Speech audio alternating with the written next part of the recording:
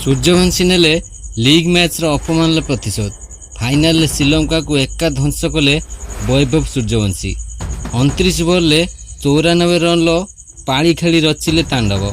नमस्कार बंधुगण, क्रिकेट इतिहास रे केतेक इनिंग्स एमिति थाए जहाँ केवल रन गणना नुहे बरं गोटे संदेश मन रही जाए। आज आम कहवाक जाऊँ सेहीपरि एक इनिंग्स विषय। एक युव बैट्समैन लीग मैच रे जहाँ श्रीलंका खेलाड़ी मैंने स्लेजिंग करते मैदान मध्य झगड़ा पर्यंत होता, किंतु से खेलाड़ी फाइनाल दिन नीरव रहिले नहीं। से कौनसी विवादीय बयान देले नहीं, कौनसी सोशल मीडिया पोस्ट कले नहीं।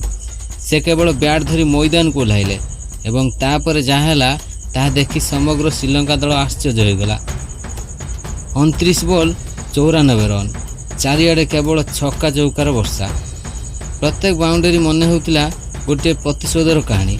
तेबे लीग मैच रे असल रे कौन होइतिला, कहीं वैभव सूर्यवंशी एते आक्रमणात्मक बैटिंग कले एवं तांकर इनिंग्स पर कहीं समग्र क्रिकेट जगत तांको भविष्यतर सुपरस्टार बोली कहूची। वीडियो को शेष पर्यंत देखंतु, कारण आजिर कहानी केवल 94 रन नुहे, यह गोटे युव योद्धार प्रतिशोधर कहानी। तेबे फाइनाल मैच पूर्व समस्त नजर भारत एवं श्रीलंका मध्य होगा महा मुकाबिला उपर थिला, किंतु ये फाइनाल रे आउ गोटे कहानी लुचि रही थिला। से कहानी थिला वैभव सूर्यवंशी एवं श्रीलंका खेलाड़ी मध्य। से कहानी थिला वैभव सूर्यवंशी एवं श्रीलंका खेलाड़ी मध्य होइतिबा लीग मैच रो विवाद। लीग मैच रे वैभव बैटिंग करथिया बेले किछि श्रीलंका खेलाड़ी लगातार स्टेजिंग करथिले। मैदान भितर परिस्थिति एते गरम हो जाइतिला जे अंपायर को मध्य हस्तक्षेप करिया पड़िथिला। सेही दिन वैभव बेसी किछि कहि नथिले, किंतु तांका आखिरे गोटे जिद देखा जाउतिला। से मने मने निष्पत्ति नैथिले जे यार उत्तर कथार नुहे बैट रे देबे। एबे भाग्यर खेल देखंतु। फाइनाल रे पुणी थरे सामना सामनी हेले भारत एवं श्रीलंका। तेबे लीग मैच रे सुपर ओवर रे जिताई न पारिबा परे श्रीलंका खेलाड़ी माने वैभव सूर्यवंशी को स्लेजिंग करथिले एवं पड़िया मध्य झगड़ा मध्य होइतिला। तेबे यार प्रतिशोध नेबा पई वैभव जेमिति अपेक्षा करि रहिथिले। फाइनाल रे पुणी थरे सामना सामनी हेला परे भारत एवं श्रीलंका मुकाबिला रे वैभव देखाइथिले निजर तांडव।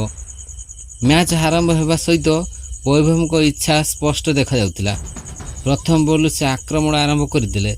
श्रीलंका बोलर माने जेउठार बॉल पकाउथिले सेठार बॉल सीधा बाउंड्री पार होउतिला।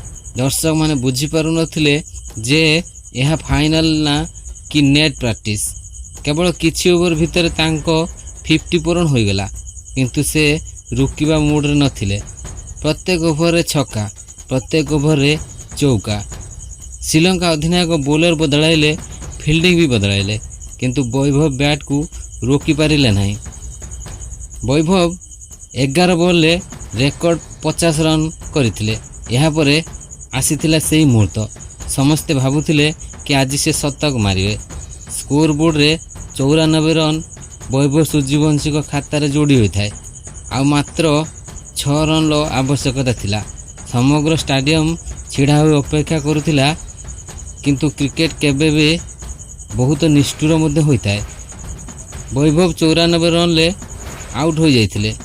29 बॉल धुआंधार शतक मारिया लक्ष्य रे से 29 नंबर बॉल को छक्का मारिया पई चेष्टा करथिले, मात्र एथिरे से विफल होई कैच आउट होइतिले एवं समग्र स्टाडियम किछि सेकेंड पई नीरव हो गला। किंतु परे जो दृश्य देखागला ता अविश्वसनीय थिला। समस्ते उठी वैभव को सम्मान जणाइथिले, कारण से केवल 94 रन करनथिले, से गोटे फाइनाल को एका जिताई देथिले। मात्र 8.5 ओवर बेले को भारतीय दल 132 रन स्कोर करथिला एवं एथिरे वैभव सूर्यवंशी को धुआंधार 29 बॉल 94 रन विस्फोरक पारी मध्य सामिल थिला। बंधुगण, जीवन में अनेक लोक आपण को अपमान करेंगे, आपण को छोट देखा चेष्टा करेंगे, किंतु सबुबेले बड़ प्रतिशोध होउची सफलता। एवं वैभव सूर्यवंशी आज से काम करिसेंती। से कौनसी विवाद करना, कौनसी बयान देना, केवल निजे बैट रे उत्तर देइछंती।